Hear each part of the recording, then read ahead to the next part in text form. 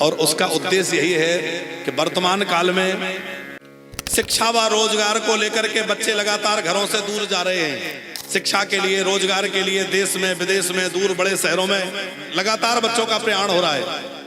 और बच्चों के इस घर छोड़ने से उनके माँ बाप बुढ़ापे में अकेले पड़ जाते हैं।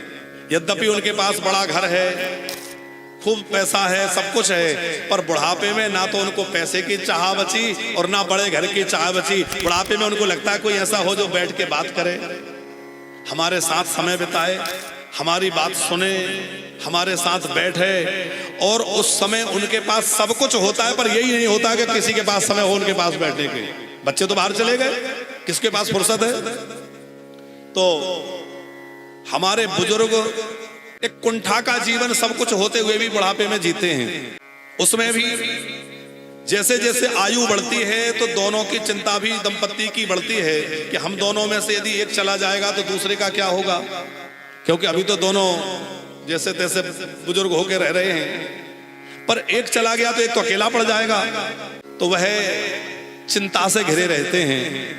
फिर कदाचित बीमार हो जाए, कोई बात हो तो बच्चे दूर रहते हैं, आएंगे 2-4 दिन सेवा कर लेंगे, पर बच्चों को भी बड़ा मुश्किल है। क्योंकि आजकल सबके जीवन शैली ऐसी हो गई है कि मुश्किल हो जाता है।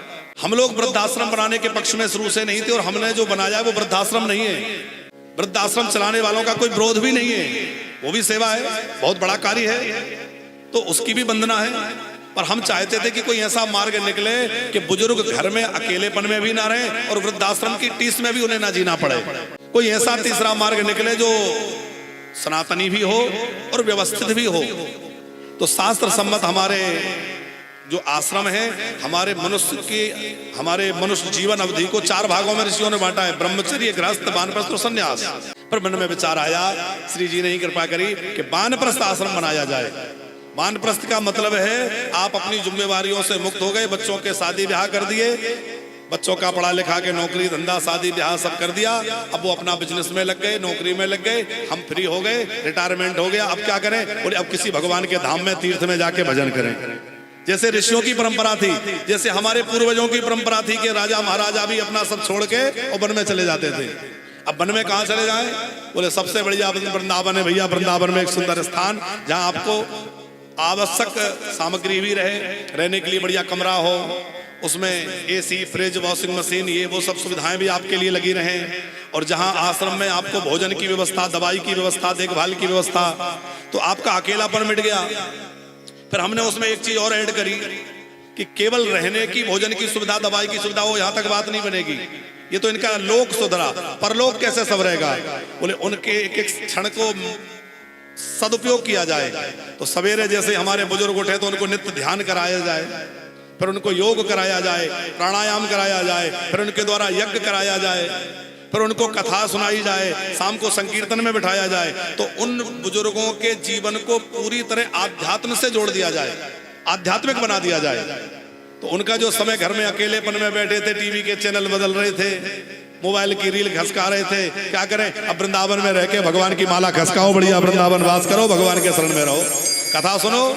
अच्छा, जैसे माहौल में रहोगे वैसा वातावरण बनेगा, वैसा चित्त बनेगा। घर में रहोगे, मोह में फंसे रहोगे, बच्चों का हानि लाभ सुख दुख उसी में मन उलझा रहेगा। और धाम में रहेंगे तो निश्चिंत होकर रहेंगे। कई लोग ऐसे हैं जो उपेक्षा सह रहे हैं, बच्चे उनको दुत्कार रहे हैं, तमाम उपेक्षा हो रही है, अवहेलना हो रही है, फिर भी पढ़े। कुछ तो मोह नहीं छूटता और कुछ विकल्प नहीं मिलता।